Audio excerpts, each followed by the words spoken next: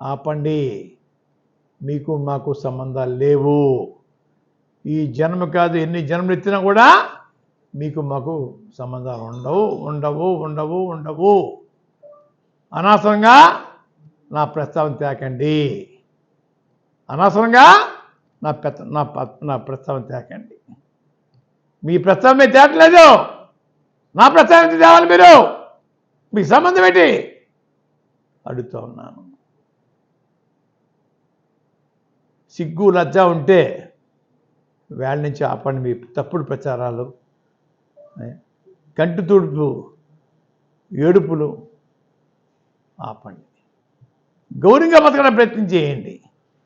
చీప్గా బతకడానికి ప్రయత్నం చేయకండి.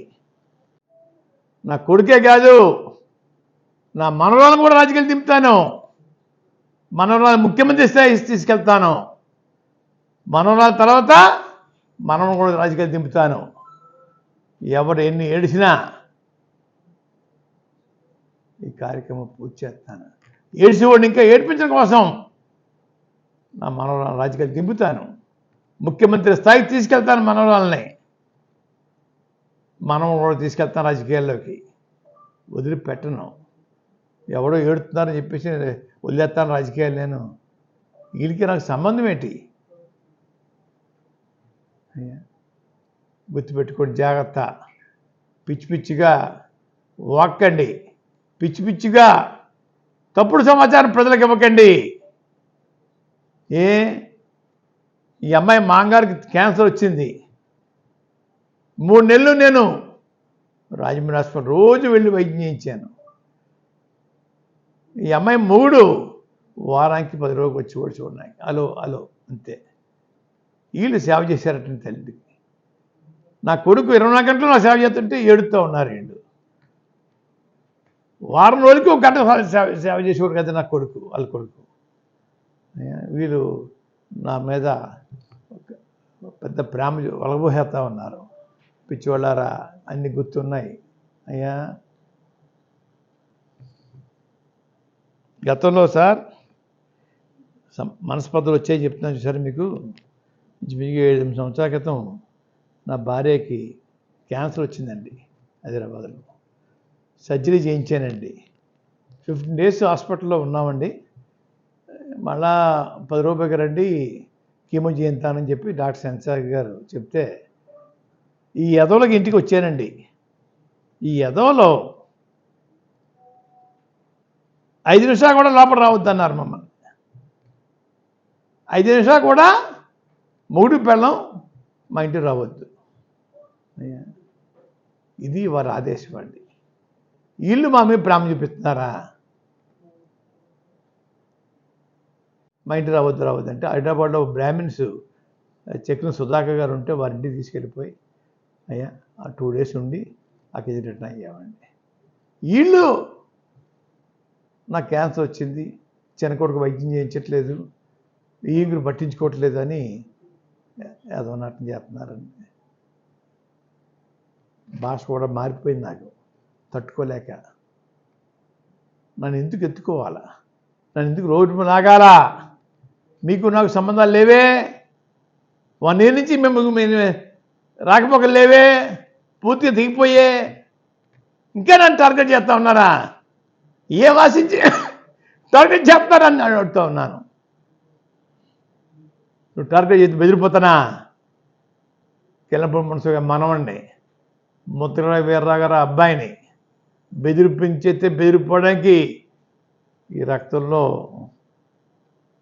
తేడా లేదు అని గ్రహించుకోండి.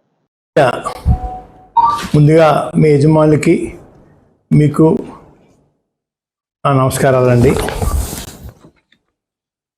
ఈ మధ్య మా కుటుంబంపై ఓ కుటుంబం దాడి చేస్తున్న సంగతి మీకు తెలుసు. ఆ కుటుంబానికి మాకు చాలా సంవత్సరాల క్రితమే మనస్పర్ధలు వచ్చాయండి. అంత మాత్రంగానే ఆ సంబంధాలు ఉండి గత సంవత్సరం నుంచి పూర్తిగా దూరం అయిపోయామండి. రాకపోకలు పూర్తిగా స్తంభించిపోయాయండి. అయ్యా మమ్మల్ని నిత్యం టార్గెట్ చేస్తూ ఉన్నారు.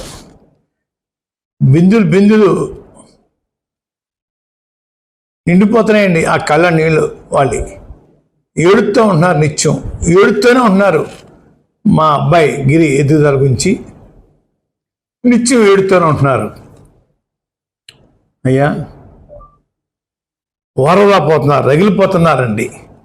అయ్యా వాళ్ళకి వచ్చే పోయే కాలం ఏంటో తెలియదు. నా కొడుకు రాజకీయంగా పైకి వచ్చి తప్ప ఏమన్నా వారిని ఏమైనా డబ్బులు అడిగామా, వారు సాయం కోరామా? ఏమీ లేదే. వారి సంబంధం ఏంటని అడుగుతా ఉన్నాను నేను.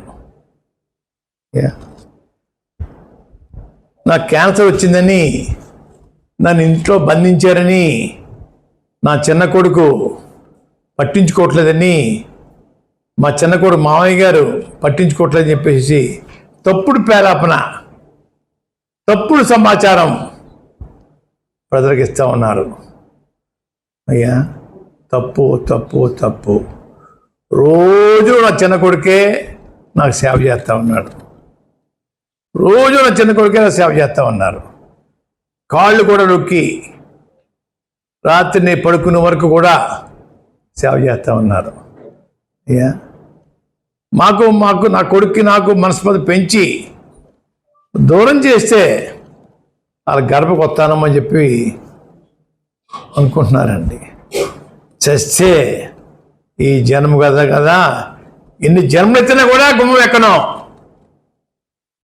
ఆ గుమ్మం ఎక్కడం కోసం నాకు నా కొడుక్కి మా వీంకుడు శివాజీ గారికి మనస్పతి పెంచడానికి ప్రయత్నం చేస్తూ ఉన్నారు. అది ఆపండి, తప్పు. ఇటువంటి కుళ్ళు రాజకీయాలు, కుళ్ళు మనస్తత్వాలతోటి ఎంతకాలం జీవిస్తారని అడుగుతా ఉన్నా నేను. మీకు నాకు సంబంధం ఏంటి? సంవత్సరం కాలం నుంచి మీకు మాకు రాకపోకలు లేవే. ఎందుకు నా గురించి ఎడుతూ ఉన్నారు మీరు? బిందులు కళ్ళ నీళ్ళు గచ్చేస్తా ఉన్నారే. నా కొడుకు రాజకీయాలు రావటం వాళ్ళకి కంటికి చూడలేకపోతున్నారు ఆ కంటితోటి. ఇంకో మాట చెప్తున్నాను, నా కొడుకే కాదు నా మనవరాలను కూడా రాజకీయాలు దింపుతాను.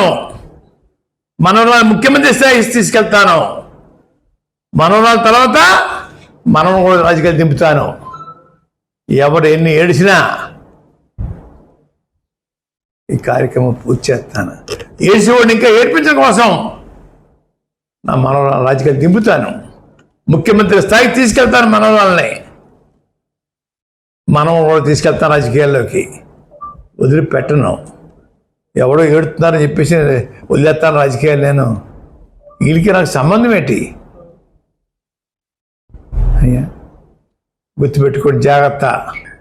పిచ్చిగా వాక్కండి, పిచ్చిగా తప్పుడు సమాచారం ప్రజలకు ఇవ్వకండి. ఈ అమ్మాయి మాంగారికి క్యాన్సర్ వచ్చింది. 3 నెలలు నేను రాజమండ్రి హాస్పిటల్ రోజు వెళ్ళి వైద్యం చేయించాను. ఈ అమ్మాయి 3 వారానికి 10 రోజులు వచ్చి కూడా చూడడానికి అలో అంతే. వీళ్ళు సేవ చేశారట తల్లికి. నా కొడుకు 24 గంటలు సేవ చేస్తుంటే ఏడుతూ ఉన్నారు వీళ్ళు. వారం రోజులకు 1 గంట సేవ